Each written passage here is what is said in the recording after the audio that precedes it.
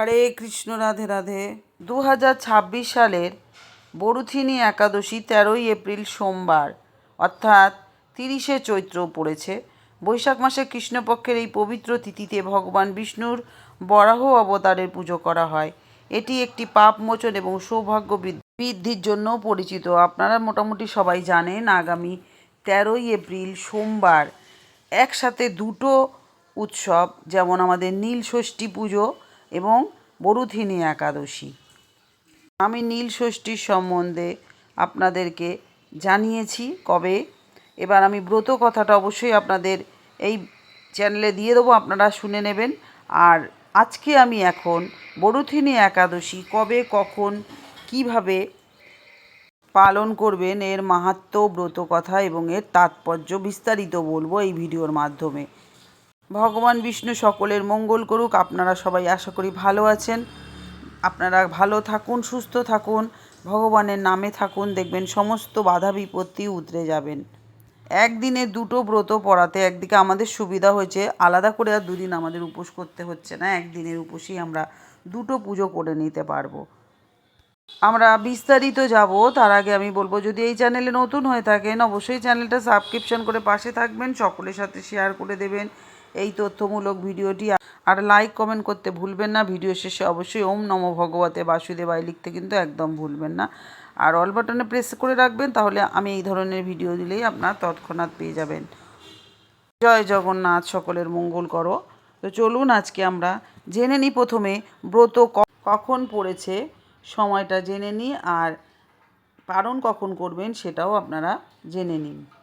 বরুথিনী একাদশী হলো বৈশাখ মাসের কৃষ্ণপক্ষের একাদশী তিথি, যা হিন্দু ধর্মে বিশেষ একটি তাৎপর্যপূর্ণ বলে বিবেচিত। তবে এই বছর চৈত্র মাসের শেষেই পড়েছে। ধর্মীয় বিশ্বাস অনুযায়ী এই ব্রত পালন করলে জীবনের সমস্ত পাপ থেকে মুক্তি মেলে, সৌভাগ্য, সুরক্ষা এবং সমৃদ্ধির আশীর্বাদ লাভ করা যায়। 2026 সালের এই একাদশী এপ্রিল মাসে পড়েছে, তাই এই বছরে বরুথিনী একাদশী কবে পালিত হবে? 2026 সালে বরুথিনী একাদশী তিথি শুরু হচ্ছে 13ই এপ্রিল ভোর 1:17 এবং শেষ হচ্ছে 14ই এপ্রিল ভোর 1:38। হিন্দু ধর্মে ব্রত পালনের ক্ষেত্রে উদয় তিথি অর্থাৎ সূর্যোদয়ের সময় যে তিথি থাকে সেই হিসাবেই ধরা হয়। সেই অনুযায়ী 2026 সালের বরুথিনী একাদশী ব্রত পালিত হবে 13ই এপ্রিল সোমবার। একাদশী তিথি শুরু হচ্ছে 13ই এপ্রিল ভোর 1:16 আর শেষ হবে 14ই এপ্রিল ভোর 1:08। পারণের সময়টা হচ্ছে 14ই এপ্রিল মঙ্গলবার সকাল 6:54 থেকে সকাল 10:13 মধ্যে। আমি আপনাদের একাদশীর সংকল্প মন্ত্র এবং পারণ মন্ত্রটা স্ক্রিনে দিয়ে দিচ্ছি। আপনারা সংকল্প করবেন আগের দিন আর পারণটা পরের দিন করবেন। দুটোই মন্ত্র আপনারা দেখে নেবেন স্ক্রিনে। শুরু করার আগে সংকল্প মন্ত্রটা অবশ্যই পাঠ করে নেবেন। মন্ত্রটি হলো, একাদশম নিরাহারম স্থিতা অহম অপরেহনানি ভক্ষামি পুণ্ডরীকাক্ষ শরণম মে ভবাচ্যুত। হে পুণ্ডরীকাক্ষ, হে অচ্যুত, একাদশীর দিন উপবাস থেকে এই ব্রত পালনের উদ্দেশ্যে আমি আপনার শরণাপন্ন হচ্ছি। এবার আপনারা একাদশীর পরের দিন যে পারণটা করবেন সেই পারণ মন্ত্রটাও আমি ভিডিওতে দিয়ে দিচ্ছি, আপনারা দেখে পারণ মন্ত্রটা পাঠ করে ব্রত ভঙ্গ করবেন। মন্ত্রটি হলো, ওম অজ্ঞানতিমিরান্ধস্য ব্রতের নান কেশব প্রসীদ সুমুখনাথ জ্ঞান দৃষ্টি প্রদো ভব। হে কেশব, আমি অজ্ঞানরূপ অন্ধকারে নিমজ্জিত আছি। হে নাথ, এই ব্রত দ্বারা আমার প্রতি প্রসন্ন হয়ে আমাকে জ্ঞান চক্ষু প্রদান করুন। এই বরুথিনী একাদশীর তাৎপর্য, প্রতি মাসেই আমরা দুটো করে একাদশী পাই। দুটি পক্ষ থাকে, কৃষ্ণপক্ষ ও শুক্লপক্ষ, দুটো তিথিতেই একটি একটি করে একাদশী পড়ে, যার অর্থ প্রতি মাসে দুটি একাদশী হয়। তাই বৈশাখ মাসে কৃষ্ণপক্ষে যে একাদশী পড়ে তা বরুথিনী একাদশী নামে পরিচিত। সাধারণত বরুথিনী একাদশী চৈত্র বা বৈশাখ মাসে পড়ে। এটি সবথেকে শুভ একাদশী। যিনি বরুথিনী একাদশীর উপবাস পালন করেন তিনি সমস্ত পাপ থেকে মুক্তি পান, তিনি সর্বদা সুখী থাকেন এবং সৌভাগ্য লাভ করেন।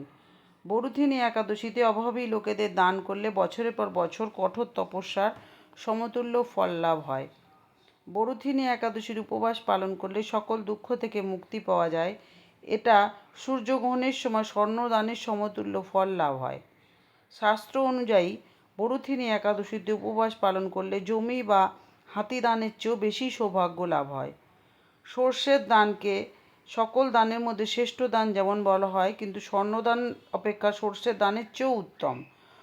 আবার স্বর্ণদানের চেয়ে অন্নদান অধিক গুরুত্বপূর্ণ, কিন্তু সকল দানের মধ্যে সবথেকে ফলপ্রসূ হচ্ছে বরুথিনী একাদশীর উপবাস। ভগবান কৃষ্ণ এই একাদশী সম্পর্কে বলেন, যারা শ্রীহরির পাদপদ্মে মন স্থির করে বরুথিনী একাদশীতে নিষ্ঠার সাথে উপবাস করেন, তারা 10,000 বছরের তপস্যার সমতুল্য ফল লাভ করেন। চিত্রগুপ্ত, যিনি মানুষের কর্মের হিসাব রাখেন, তিনিও এই একাদশীর উপবাসের পুণ্য লিপিবদ্ধ করতে পারেন না। এমনকি সবথেকে পাপী ব্যক্তিও যদি বরুথিনী একাদশীতে উপবাস পালন করেন, তবে তার পাপ চিন্তা ধীরে ধীরে বিলীন হয়ে যাবে এবং তিনি উচ্চতর গ্রহলোকে গমন করবেন। এবার এই একাদশীর নিয়মটা আপনারা জেনে নিন। অবশ্যই সকালে উঠবেন, ভোরে স্নান করবেন, পরিষ্কার জামা কাপড় পরবেন, বিশেষ করে হলুদ রঙের পোশাক পরার চেষ্টা করবেন। পুজোর স্থানে একটি আসন করবেন, সেখানে ভগবান বিষ্ণুর একটি ছবি বা মূর্তি রাখবেন। বিশেষ করে চেষ্টা করবেন এই দিন বরাহ দেবতার পুজো করতে। এরপর চাল, ফল, হলুদ, ফুল, চন্দন নিবেদন করবেন, ধূপ দ্বীপ অর্পণ করবেন ভগবানের সামনে, একটি ঘিয়ের প্রদীপ জ্বালাবেন। ধর্মীয় মতে যদি তুলসী গাছকে এদিন পুজো করা যায়, তাহলে ভগবান বিষ্ণু ভীষণ প্রসন্ন হন। আর পুজোর সময় ওম নমো ভগবতে বাসুদেবায় মন্ত্র অবশ্যই জপ করবেন, এতে মানসিক শান্তি এবং আধ্যাত্মিক শক্তি লাভ হয়। সন্ধ্যার সময় ঘিয়ের প্রদীপটা জ্বালাবেন, আর তখন বিষ্ণু সহস্রনামও পাঠ করবেন। এদিন শুনবেন, পাঠ করবেন, ভগবানের নাম কীর্তন করবেন, ভাগবত গীতা পাঠ করবেন এবং ভগবানের 108 নাম শ্রবণ করবেন। চেষ্টা করবেন সারাদিন ভগবানের নাম শ্রবণ কীর্তনে অতিবাহিত করতে। আর এই দিনে ব্রত পালনকারীরা অবশ্যই চেষ্টা করবেন সাত্ত্বিক আহার গ্রহণ করতে। আপনারা জানেন একাদশীতে অন্ন কোনো রকম খেতে নেই, কোনো শস্য, দানা, অন্ন এই ধরনের কোনো খাবার আপনারা খাবেন না। চেষ্টা করবেন সাত্ত্বিক আহার যেগুলো খাওয়া যায় সেগুলো খেতে। আর পেঁয়াজ, রসুন, আমিষ খাওয়ার চেষ্টা করবেন পরিহার করা। কোনো মাদক দ্রব্য বা কোনো নেশা জাতীয় দ্রব্য এই দিন কিন্তু গ্রহণ করা যায় না। আর আপনারা ক্ষৌরকর্ম করবেন না এই দিন, অর্থাৎ চুল, নখ এইগুলো কাটা উচিত নয় ভগবানের ব্রতের দিন। অনেকে রাত্রি জাগরণ করে, রাত্রি জাগরণ করবেন ভগবানের নাম কীর্তনে। আপনারা জানেন ভগবান বিষ্ণু ভীষণ তুলসীতে সন্তুষ্ট হন, তাই চেষ্টা করবেন এই দিন ভগবানকে তুলসী পাতা নিবেদন করার। এবার আসুন আজকে আমরা এই বরুথিনী একাদশীর ব্রত মাহাত্ম্য কথা শ্রবণ করি। সবাই শ্রবণ করবেন, কারণ ভগবানের কথা আপনারা যত শুনবেন, যত শেয়ার করবেন, ততই কিন্তু পুণ্য। অবশ্যই ভিডিওটা সকলের সাথে শেয়ার করে দেবেন। চলুন আমরা ব্রত কথা শ্রবণ করি। জয় শ্রীকৃষ্ণ, রাধে রাধে। বৈশাখে কৃষ্ণপক্ষিয়া বরুথিনী একাদশীর ব্রত মাহাত্ম্য ভবিষ্যোত্তর পুরাণে যুধিষ্ঠির শ্রীকৃষ্ণ সংবাদে বর্ণনা করা হয়েছে। যুধিষ্ঠির মহারাজ শ্রীকৃষ্ণকে বললেন, হে বাসুদেব, আপনাকে প্রণাম। বৈশাখ মাসে কৃষ্ণপক্ষের একাদশী কী নামে প্রসিদ্ধ এবং তার মহিমাই বা কী, তা কৃপা করে আমাকে বলুন। শ্রীকৃষ্ণ বললেন, হে রাজন, ইহলোক এবং পরলোকে বৈশাখ মাসের কৃষ্ণপক্ষীয় একাদশী বরুথিনী নামে বিখ্যাত। এই ব্রত পালনে সর্বদা সুখ লাভ হয় এবং পাপ ক্ষয় ও সৌভাগ্য প্রাপ্তি ঘটে। দুর্ভাগা স্ত্রীলোক এই ব্রত পালনে সর্ব সৌভাগ্য লাভ করে থাকে। ভক্তি ও মুক্তি প্রদায়িনী এই ব্রত পালনে সর্ব সৌভাগ্য লাভ করে থাকে। ভক্তি ও মুক্তি প্রদানকারী এই ব্রত সর্ব পাপ হরণ এবং গর্ভনাশ যন্ত্রণা বিনাশ করে। এই ব্রতের প্রভাবে মান্ধাত্তা, ধুন্ধুমার আদি রাজারা দিব্যধাম লাভ করেছেন। এমনকি মহাদেব শিবও এই ব্রত পালন করেছিলেন। 10,000 বছর তপস্যার ফল কেবলমাত্র একটা বরুথিনী ব্রত পালনে লাভ হয়। যে শ্রদ্ধাবান ব্যক্তি এই ব্রত পালন করেন, তিনি ইহলোক ও পরলোকের সমস্ত প্রকার বাঞ্ছিত ফল লাভ করে থাকেন। হে নৃপশ্রেষ্ঠ, অশ্বদান অপেক্ষা গজদান শ্রেষ্ঠ। গজদান থেকে ভূমিদান, তা থেকে তিলদান, তিলদান থেকে স্বর্ণদান এবং তা থেকে অপেক্ষা অন্নদান শ্রেষ্ঠ। অন্নদানের মতো শ্রেষ্ঠ দান আর নেই। পিতৃলোক, দেবলোক এবং মানুষেরা অন্নদানেই পরিতৃপ্ত হন। পণ্ডিতেরা কন্যাদানকে অন্নদানের সমান বলে থাকেন। স্বয়ং ভগবান গোদানকে অন্নদানের সমান বলেছেন। আবার এই সমস্ত প্রকার দান থেকেও বিদ্যাদান সর্বশ্রেষ্ঠ। কিন্তু এই বরুথিনী ব্রত পালনে সেই বিদ্যাদানের সমান ফল লাভ হয় এই ব্রত পালনে। পাপমতী যেসব মানুষ কন্যার উপার্জিত অর্থে জীবন ধারণ করে, পুণ্যক্ষয়ে তাদের নরক যাতনা ভোগ করতে হয়।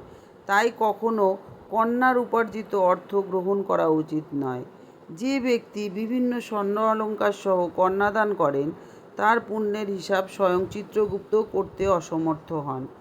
কিন্তু বরুথিনী ব্রত পালনকারী কন্যাদান থেকেও বেশি ফল লাভ করে। ব্রতকারী ব্যক্তি দশমীর দিনে কাঁসার পাত্রে ভোজন, মাংস, মসুর, ছোলা, শাক, মধু, অন্নের প্রদত্ত অন্নগ্রহণ, দুবার আহার ও মৈথুন পরিত্যাগ করবেন। দ্রুত ক্রীড়া, নেশা জাতীয় দ্রব্য, দিবানিদ্রা, পরনিন্দা, পরচর্চা, প্রতারণা, চুরি, হিংসা, মৈথুন, ক্রোধ এবং মিথ্যা বাক্য একাদশীর দিন একদম বর্জনীয়।